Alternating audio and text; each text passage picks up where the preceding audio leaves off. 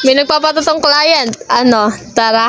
Alam niyo ba guys, mapapansin niyo daw, nandiyan na agad kami. Nag-proceed namin sa pagtatato kasi hindi na na-video ni mama kung paano ko siya in-stencilan. Abay paano busy sa panonood ng Tong It's dito habang kami nag-aasikaso na. Ito nga palang si Kuya tattoo artist din, kaya sabi niya is yung machine lang daw niya gamitin ko at saka yung ink niya. Hindi ko nga pala siya may mention kasi nga iba parang privacy din niya. Alam niyo ba, ang ganda ng mga artworks niya. Inisto ko muna siya nung kahapon bago ko siya i-PM nakita ko talaga yung mga gawa niya sobrang ganda, kaya nagtataka talaga ako na bakit siya magpapatato sa akin.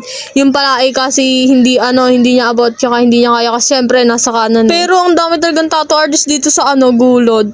Ewan ko. Mga 3 PM nga pala pumunta din si Kuya, tapos nagsimula kami mga 4 PM na. Dapat nga magsisimula kami alauna kasi nga ayun ata yung tapos ng session ni Kuya, kaso nga ako busy kasi nga pinapanood ko yung palabas ni Vice Ganda sa MMK, pero matagal na yon. Paano ba naman mga 12 noon tapos nakahiga ako dun sa umalis sila mama, dapat sasama ako kasi hindi ako sumama kasi nga parang ang bigat ng katawan ko kasi ang sakit ng likod ko kasi nga araw-araw nagdo-drawing o kaya naman tato. Gusto ko talaga matulog kanina dito sa labas namin kaso hindi talaga makatulog, kaya sabi ni nanay manood na lang kami ng TV kasi kami lang naman taod kanina dito sa labas. Ewan ko ba kapag talaga nagkakape ko ng hapon, hirap na talaga ako makatulog sa bandang gabi o kaya tanghali. Yun bang gusto mo nung matulog ng katawan mo pero ayaw ng mata mo? Nanood pa nga ako ng palabas ng MMK ni Vice Ganda. Alam niyo ba, ang ganda pala ng kwento ng buhay niya na nakakalungkot. Complete family sila noon sa real life story niya. Kaya nga sa MMK Tapos ayan, complete family sila tapos may dalawa siyang kapatid na babae, tapos may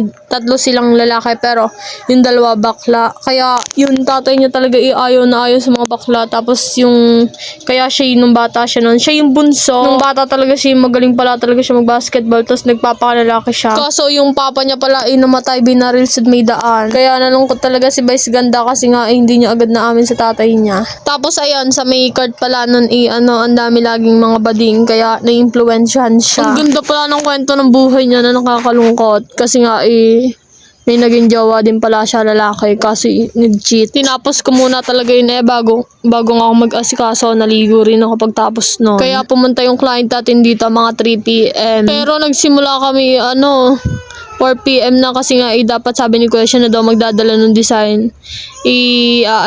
Ipiprehan dyan dun sa may bahay nila, tapos dadalhin dito.